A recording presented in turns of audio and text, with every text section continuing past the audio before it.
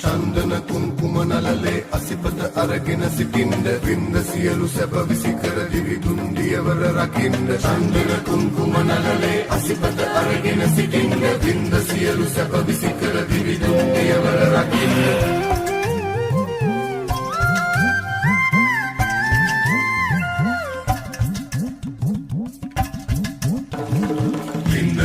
යක්ෂරදක පෙරදි කාල දෙවිලි සීල තීර බලති කඩ